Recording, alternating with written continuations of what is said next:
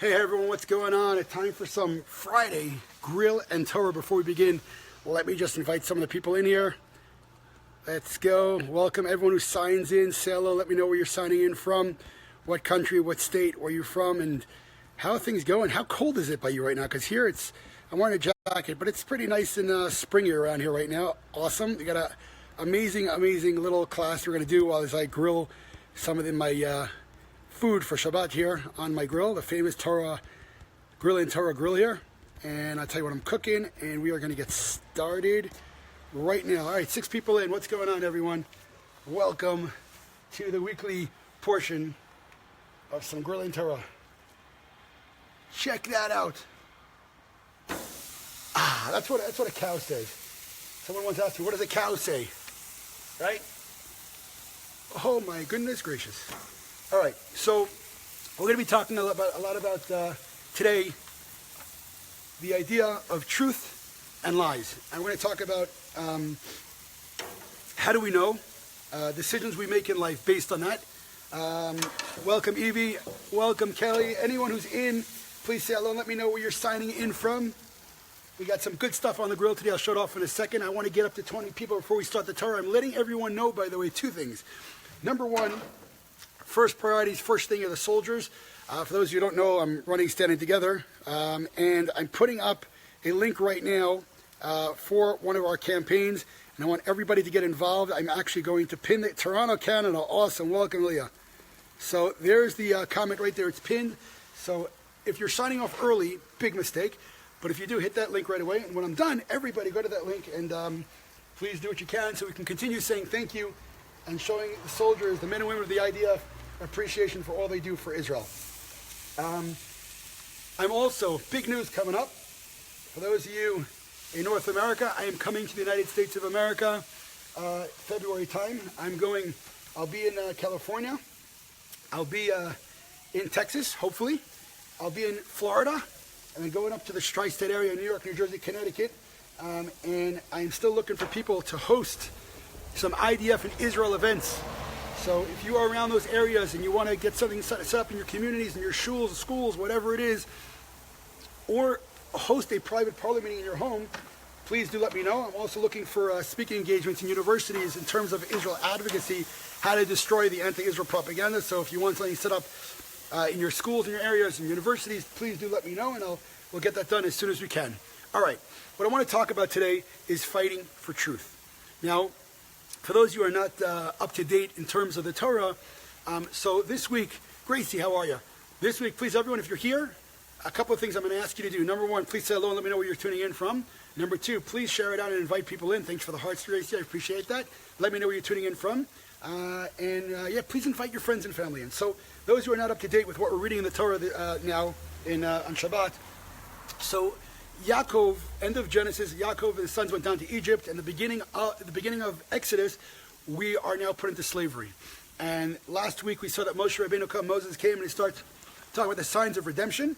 And this week it starts to get a little hot and heavy. We know that Paro is starting to get the plagues, starting to get hit by God.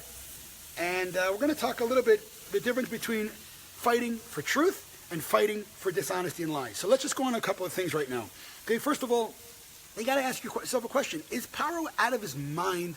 I mean, look, the fact is that as soon as Moshe Rabbeinu comes in, Moses comes in, and Paro says, who is this God? You know, they throw down the staff and it turns into a snake. Now, Paro, according to the Torah, his magicians also threw down staffs and they also turned to snakes. Well, explain that they had snakes up their sleeves and they had a staff, so they did a magic trick where they switched the snake for a staff, right? So they did a magic trick. But okay, so you might have tricked Moshe, but you know that you're doing a magic trick. You know you're faking it. So why would you do that if you see a miracle? Why would you fake it? Oh, it's nothing, right? So, but let's go ahead. Then the first makkah, the first plague that Moshe Rabbeinu carries out is the plague of blood. And he basically turns all the water in Mitzrayim into blood. Now, you're dead. In other words, there's no water, there's no life, right?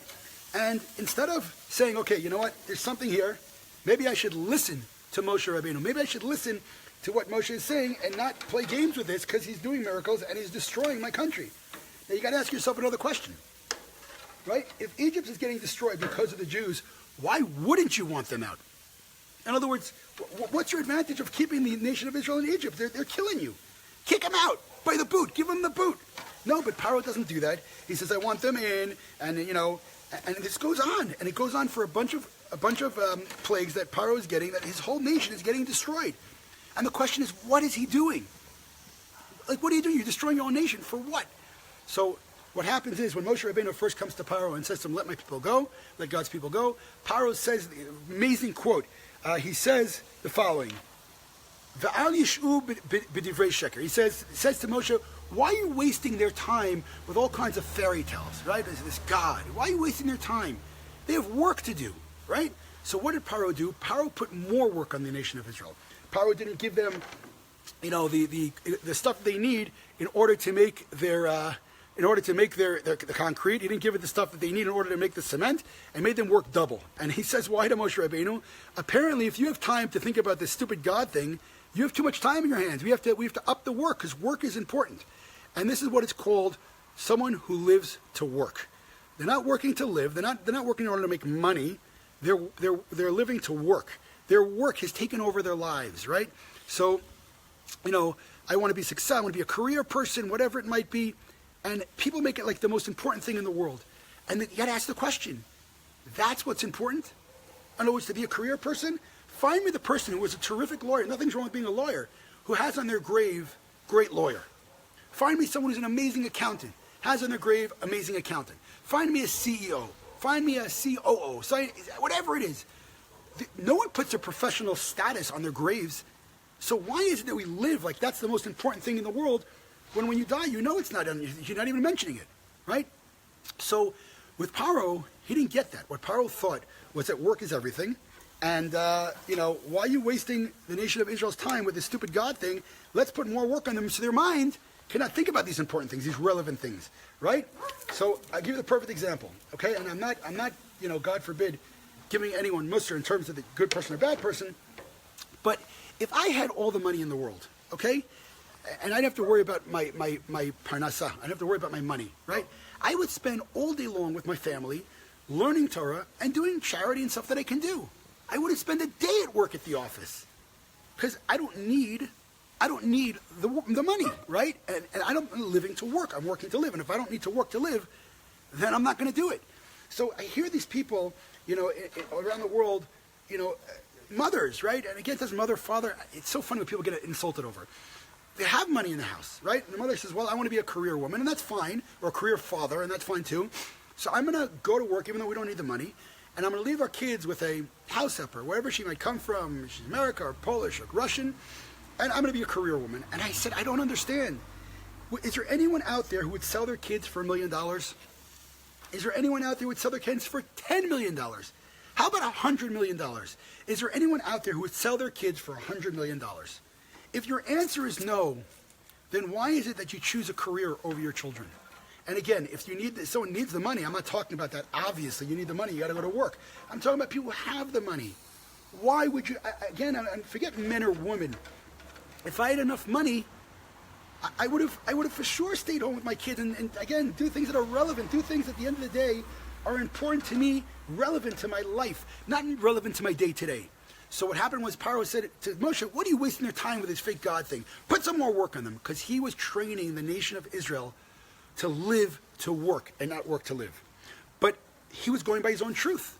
His truth is his philosophy. His work is the most important thing. And, your idea of God is secondary to it. And therefore, his conclusion was, put more work on them. Make their lives more relevant by making them work more. And forget about things that are actually relevant. That was his plan, right? And so Bnei Israel then come to Moshe and say, what are you doing? You're messing us up. We had a work schedule, and you came up with this idea. What are you doing to us? But then it's not only the Egyptians who had this mistake. Also from the Jewish side, Datan Va'Aviram, come to Moshe Rabbeinu and say, what are you doing, Moshe? Two Jews, right? Two of the Hebrews say, you're killing us. What are you doing, Moshe Rabbeinu? And Moshe says, no, it's a plan. God has a plan. He will take you out of this cursed land of Egypt and bring you into the promised land. There's a plan. And Datan Va'Aviram says, we don't believe you. You're hurting the nation of Israel.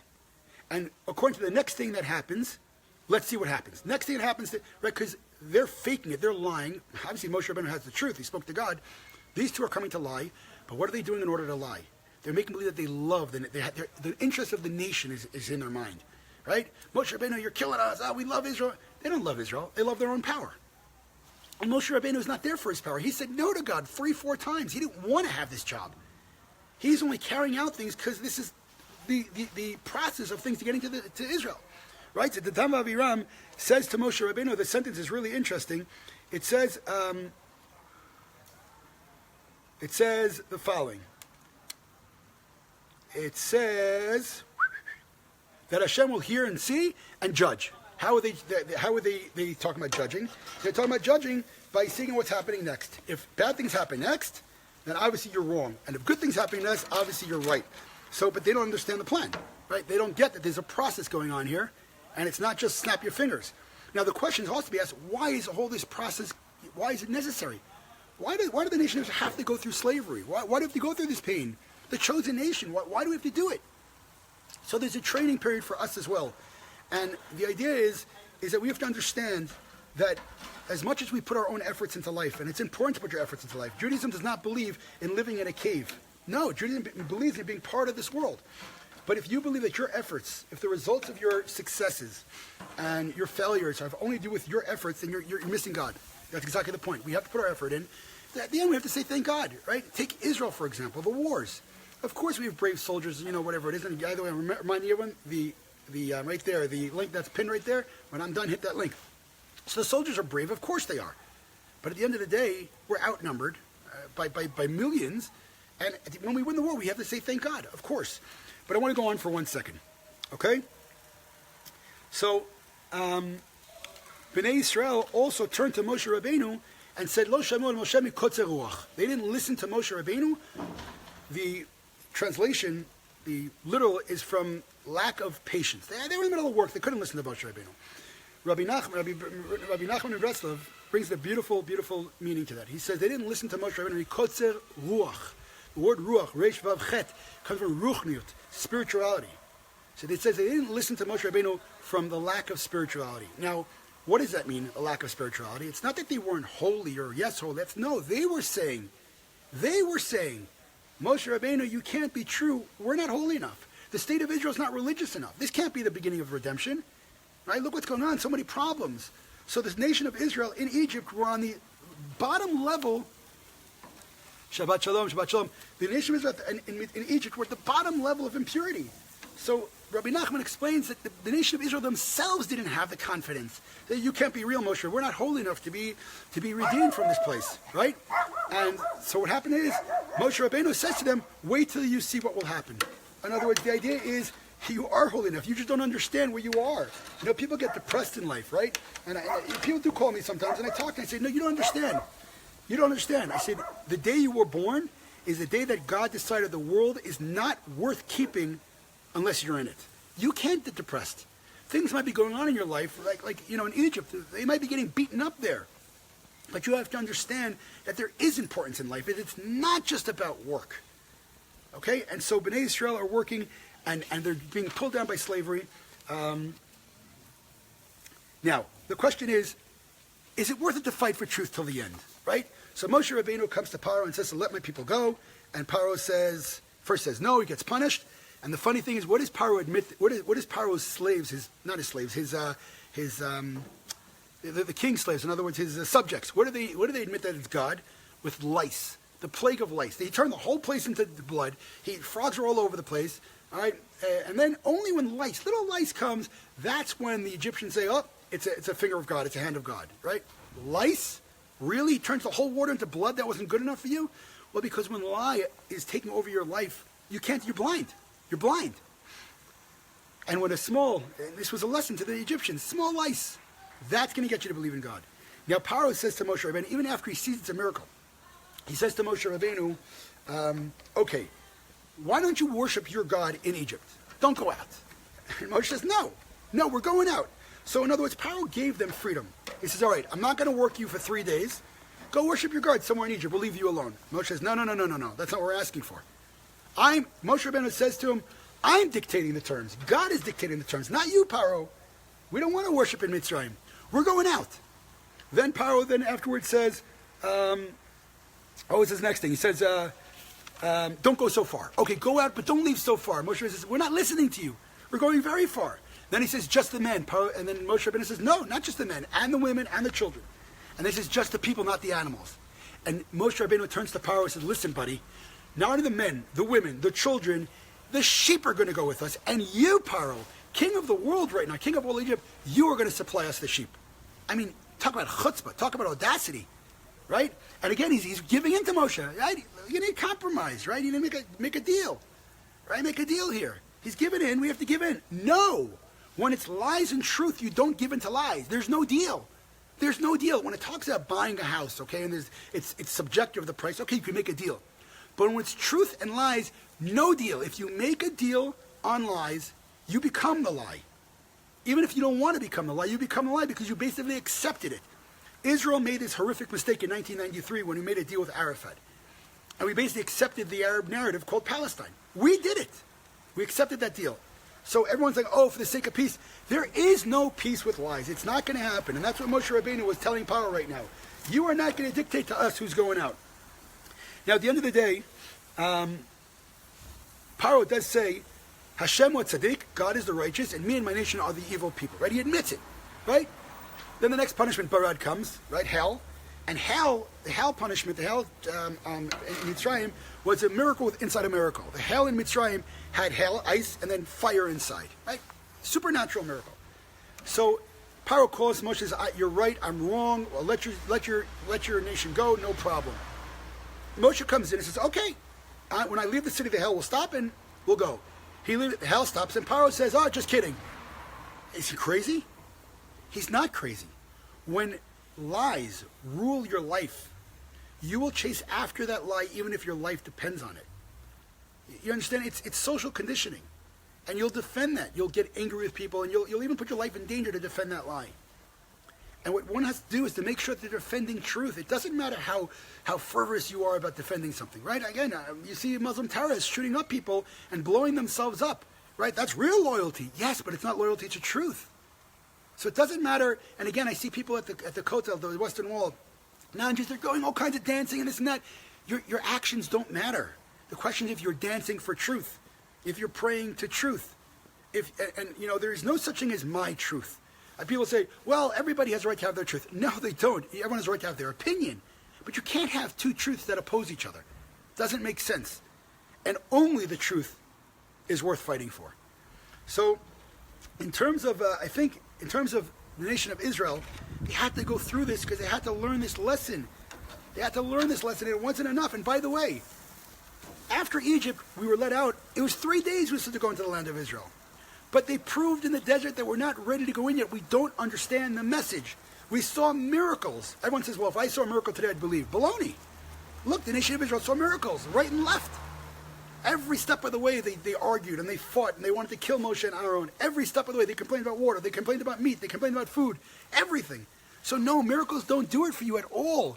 There has to be something much deeper. Even after Mount Sinai, when we got the Torah, where everybody heard God. By the way, the Jewish nation is the only nation we have a national revelation. It was the only nation in the world where our Torah, our Bible says everybody heard God, right? Nobody else has that claim. And that's a claim that can't be, again, I can't convince you that you heard God. I can convince you that I did. So 600,000 people, when Moshe brings the Torah down and says, hey, you heard God, and they said, yes, we did, okay, that can't be a lie, right? So the point is that miracles are nice. But the question is what happens afterwards. The day afterwards, Har Sinai, Mount Sinai, the next day they built an idol, a golden idol. So miracles, yes, they might get you emotionally charged, but the question is, what do you do with that emotion? The nation of Israel built an idol with that emotion. They meant good.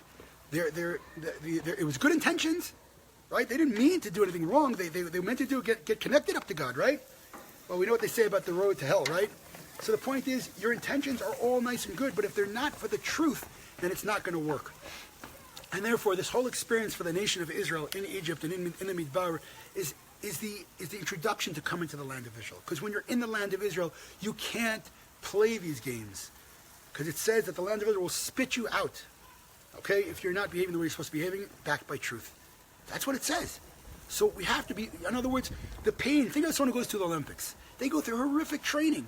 Horrific. They lose their childhood. All their training. It's terrible. For what? For the gold medal at the end. Now, if someone doesn't go through the pain in the beginning, they're not going to make the gold medal. And if they don't go through the pain and they get a fake gold medal, they're not going to feel the appreciation and their accomplishment like someone who put their effort into it.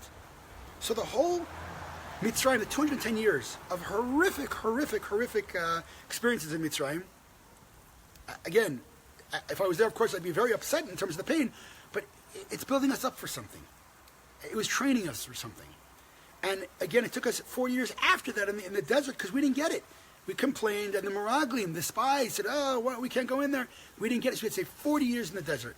40 years. We could have been there in 3 days. We could have been in the land of Israel. When you come into the land of Israel, you got to fight for truth. Once you give in to the false lies, it's a slippery slope. And I'm going to just finish up with one last thing, is that when Bnei Israel didn't believe Moses, I said it again, it says, Mikotze Ruach, right? So it's explained literally from, they don't have patience. But Rabbi Nachman Ibrasov said something beautiful. It wasn't patience. Mikotze Ruach means Mikotze Ruchniut. Because they didn't have spirituality. No, they were saying we don't deserve it. This can't be the redemption. Look at us. Look at us. We're on the bottom level of impurity. So, for those people who dare speak evil about, I'm not even talking about the non-Jew, I'm talking about the Jews who dare speak evil about Medinat Yisrael, the state of Israel, the land of Israel, the people in Israel, watch your tongue. Watch your tongue. Okay? It's clear here in the Parsha that, we're trying, we're moving ahead, but just because you think we're impure does not mean God is not playing, working the works and moving us through the process. So, the lessons that we finished this Parsha, first of all, fight for truth, but first you got to define it. And number two is never underestimate the value. Everybody's got value in this world. Never underestimate the value of each and every person, certainly not of Israel, the Jewish nation, etc. All right, people, I'm reminding you before I hang up again, first of all, please do share the video. Let people enjoy some Torah before Shabbat. Number two is please do hit the link below. I'm asking everyone to do that. Please, Adam, what's going on, man? Hit the link below and join me in trying to get this new truck for the soldiers. And number three, February, I'm coming to the United States of America. I'll be going from California to Texas, Florida, tri-state area. All right, I'm still looking for people to help me set up some events there. Prior parlor meetings, community meetings, in schools, whatever it is. I do want to talk also University of Israel advocacy as well. So if you are interested, none of you, I need your help setting this up. So if you are someone who supports Israel and, lined with me a little bit what I'm trying to do, please just send me a private message so we can do it together wherever you are in the United States of America. All right, everyone, I'm signing off. Wishing everyone a wonderful, wonderful Shabbat from the stunning, beautiful rolling hills of Judea, Israel. Thank you, Lilia, for sharing. I do appreciate it. I'm putting the link up one more time for those of you who missed it in the beginning. There's the link right there. So I'm saying Shabbat Shalom to everyone. Signing off from the stunning rolling hills of Judea, Israel. Take care, everyone. Don't forget to share.